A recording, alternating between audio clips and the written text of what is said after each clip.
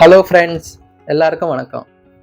இன்னைக்கு நம்ம சேனல்ல என்ன பார்க்க போறோம்னா, ஆதார் பயோமெட்ரிக் லாக் இத பத்தி தான் நம்ம பேச போறோம். இது என்னோட லைஃப்ல நடந்த ஒரு அனுபவம். இத உங்ககிட்ட ஷேர் பண்ண விரும்புறேன். எல்லாரும் இப்ப இருக்கிற சூழ்நிலைக்கு நம்மளோட பாதுகாப்புக்காக ஆதார் பயோமெட்ரிக் லாக் அந்த ஆப்ஷனை எனேபிள் பண்ணி வச்சிருப்போம். இந்த சூழ்நிலையில அந்த பாதுகாப்பே நமக்கு ஒரு கஷ்டமா அமைஞ்சா நம்ம என்ன பண்றது? அது என்ன ப்ராப்ளம்? அதுக்கான சொல்யூஷன் அத தான் இந்த வீடியோல நம்ம பார்க்க போறோம்.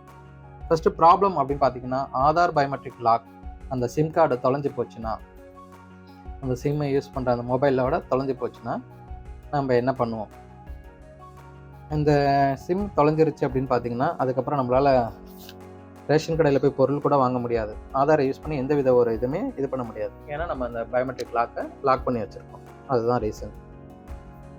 இந்த சிம் தொலைஞ்ச உடனே நம்ம அடுத்தது நம்ம எடுக்கிற ஸ்டெப் பார்த்தீங்கன்னா, அது என்ன நெட்வொர்க்கோ அந்த நெட்வொர்க் சம்மந்தப்பட்ட அந்த ஆஃபீஸ்க்கு தான் நம்ம ஃபர்ஸ்ட்டு போவோம்.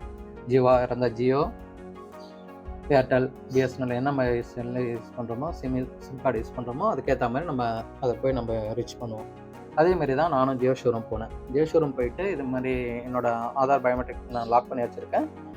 என்னோட சிம் கார்டு தொலைஞ்சு போச்சு. எனக்கு திரும்ப அந்த நம்பர் வேணும் அப்படின்னோடனே, சரி ப்ராசஸ் பண்ணிக்கலாம் அப்படின்னு சொல்லிட்டு, அவங்க வந்து சிம் கார்டு ப்ராசஸ்க்கான இதை பார்த்தாங்க. ஆனால் அதில் ஸ்டெப்பே பார்த்தீங்கன்னா, பயோமெட்ரிக் நம்ம கைரேகை வச்சா தான் அந்த சிம் கார்டை நம்ம அவங்களுக்கு எடுத்து தர முடியும்.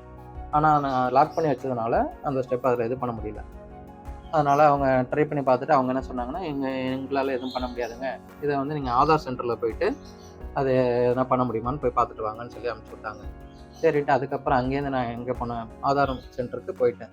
அங்க போயிட்டு, அங்க இது மாரி சொன்னோனே, அவங்க என்ன சொன்னாங்கன்னா, அதுக்கு நீங்க ஏர்லி மார்னிங் வரணும். வந்து டோக்கன் வாங்கிட்டு, அதாவது ஒரு 9 பிஃபோரா வந்துட்டு டோக்கன் வாங்கிட்டு கியூல நிக்கணும். என்கிட்ட டோக்கன் படி வந்தீங்கன்னா, அது என்ன ப்ராப்ளமோ பார்த்து இது பண்ணிக்கலாம் அப்படின்னு சொன்னாங்க.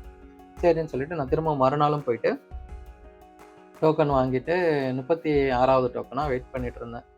அது டோக்கன் ஒன் பை ஒன்னா நான் போய் ரீச் ஆக மதியமாயி ஆயிடுச்சு.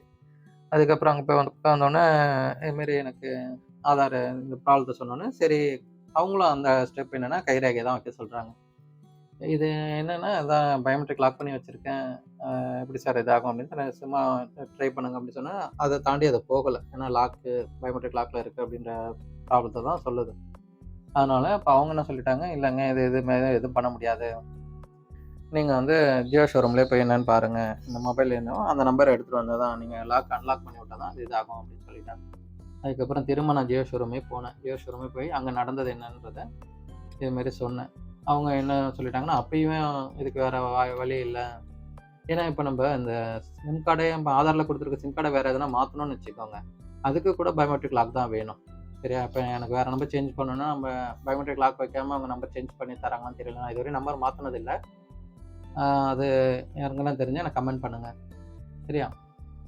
அதுக்கும் பயோமெட்ரிக் லாக் கண்டிப்பா தேவைப்படும். என்னோட அனுபவத்துல சொல்றேன். அதாவது என்னோட ஐடியா படி நான் சொல்றேன். ஏன்னா பயோமெட்ரிக் லாக் இல்லாம ஒருத்தவங்க நம்பர் மாத்திடலாம் அப்டின்னா, யார் வேணா யாரோட நம்பர் வேணா மாத்தி மிஸ்யூஸ் பண்ண வாய்ப்பு இருக்கு. அதனால அதுக்கும் அந்த பயோமெட்ரிக் தான் ஒரு ஆப்ஷனா இருக்கும். அதனால இப்ப என்னால எந்த ஒரு மூவுமே பண்ண முடியல. திரும்பவும் ஜியோ ஷோரூம் வந்து அங்கேயும் நான் ஏமாற்றத்த தான் சந்திச்சு வெளில வந்துட்டேன். அதுக்கப்புறம் திரும்ப மறுநாளும் சரி போய் பேசலாம். ஏன்னா இதுக்கு வேற வழி கிடையாது. ஏன்னா ஆதார இது பண்ணி ஆகணும்னா, அதுக்கு ஒரே ஸ்டெப்பு ஜியோவால தான். நம்ம என்ன நெட்வொர்க் யூஸ் பண்ணணுமோ, அவங்க தான் நம்மளுக்கு சப்போர்ட் பண்ணி ஆகணும்னு சொல்லிட்டு, திரும்ப அவங்கள்ட்ட போய் பேசினேன். இந்த தடவ என்னன்னா, கொஞ்சம் முன்னாடி இன்னும் உள்ள போயி, கொஞ்சம் பெரிய ஆஃபீசர் அவங்கள்ட்ட போயிட்டு இது மாரி என்னோட ப்ராப்ளத்த சொன்னேன். அவங்ககிட்ட சொன்னதுக்கு அப்புறம் தான், அவங்க சொன்ன ஒரு இதுக்கு ஒரு வழி தான் இருக்குங்க. இது மாரி எங்களோட மேல் ஆஃபீஸ்க்கு நாங்க வந்து மெயில் போடணும். இது மாரி உங்களோட இது தொலைஞ்சிருச்சு அப்படின்னு சொல்லிட்டு மெயில் போடணும். அதுக்கு அவங்க அப்ரூவல் குடுத்து இது பண்ணாங்கன்னா, உங்களுக்கு சிம் கார்டு குடுக்கறதுக்கு வழி இருக்கு. அதே நம்பர்ல அப்படின்னு சொன்னாங்க. சரி அந்த ப்ராசஸ் பண்ணுங்கன்னு சொல்லிட்டு, அதுக்கப்புறம் மெயில் ஒண்ணு இது பண்ணி, நான் ஒரு லெட்டர் ஒண்ணு குடுத்து, அந்த மெயில அவங்க அப்லோட் பண்ணிட்டு என் நம்பர வாங்கிக்கிட்டாங்க. அதுக்கப்புறம் 2 டேஸ் கழிச்சு அவங்களே கால் பண்ணி கூப்பிட்டாங்க. கூப்பிட்டுட்டு இது மாரி உங்களுக்கு அப்ரூவல் வந்துருச்சு. நீங்க வந்து சிம் கார்டு வாங்கிட்டு போலான்னு சொல்லிட்டு.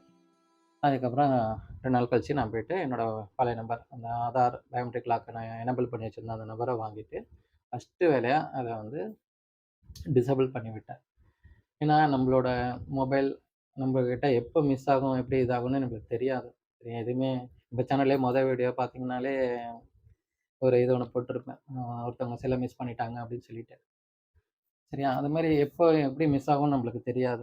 மிஸ் ஆயிட்டா அதில எவ்வளோ கஷ்டம் இருக்கு. இது என்னோட அனுபவம். இத நான் உங்களுக்கு ஷேர் பண்ணியிருக்கேன். சரியா?